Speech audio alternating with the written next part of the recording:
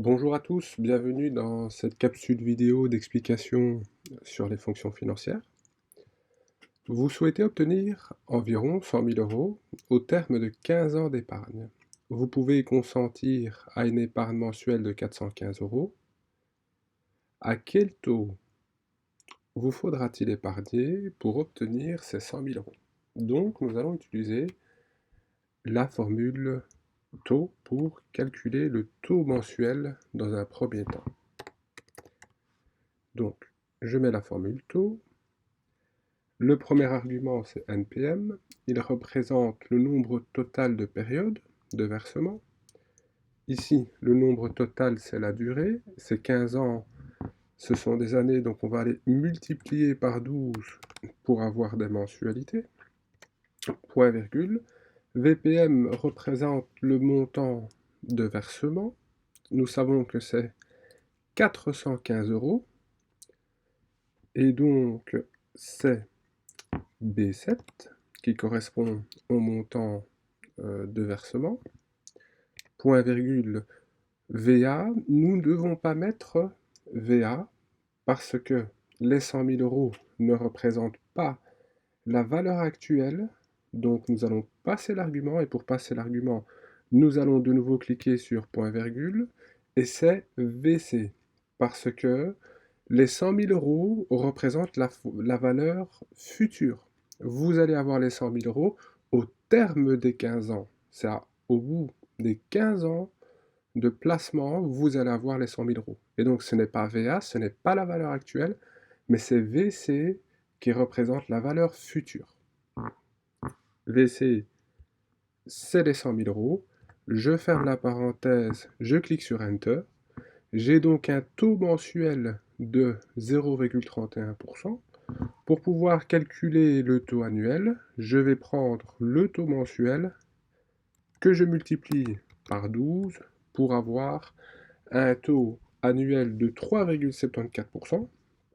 Par conséquent, si vous souhaitez obtenir 100 000 euros au terme des 15 ans en plaçant mensuellement 415 euros, vous devez négocier un taux d'intérêt de 3,75% sur base annuelle ou de 0,31% sur base mensuelle.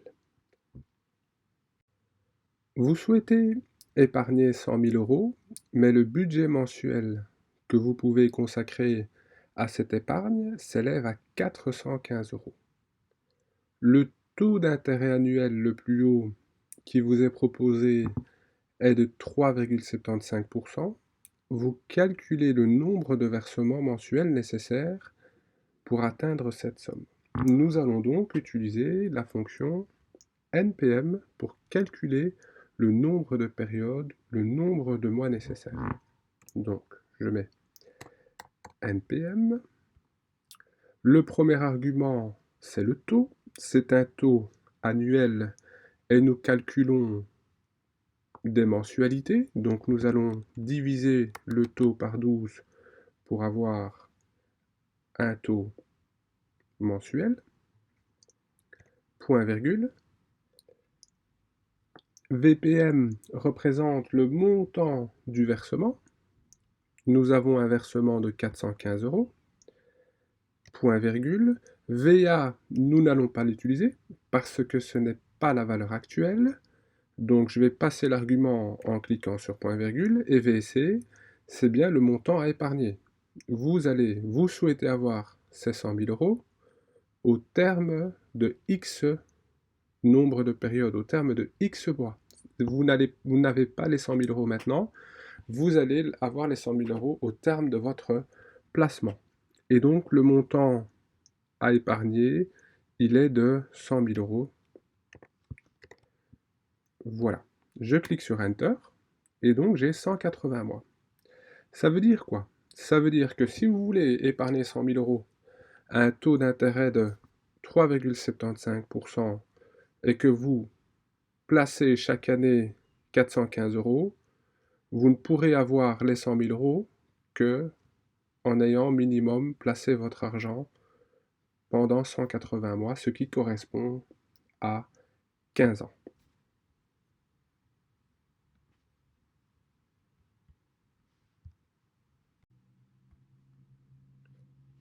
Vous souhaitez épargner 100 000 euros en 15 ans en, en déposant la même somme chaque mois sur un compte d'épargne offrant un taux d'intérêt annuel de 3,75%. À combien s'élèvera le montant de votre épargne mensuelle? Je vais donc utiliser la version VPM, la fonction pardon, VPM. Le taux, il est de 3,75%. C'est un taux annuel. Je vais le diviser par 12 pour avoir un taux mensuel. Point virgule. NPM représente le nombre de périodes. Il est de 15 ans. Comme ce sont des années, je vais les multiplier par 12 pour avoir des mensualités. Point virgule VA, je ne vais pas l'utiliser parce que ce n'est pas la valeur actuelle. Je passe l'argument en cliquant sur point virgule. Et VC, c'est bien les 100 000 euros parce que les 100 000 euros, c'est la valeur future. Je ferme la parenthèse, je clique sur Enter.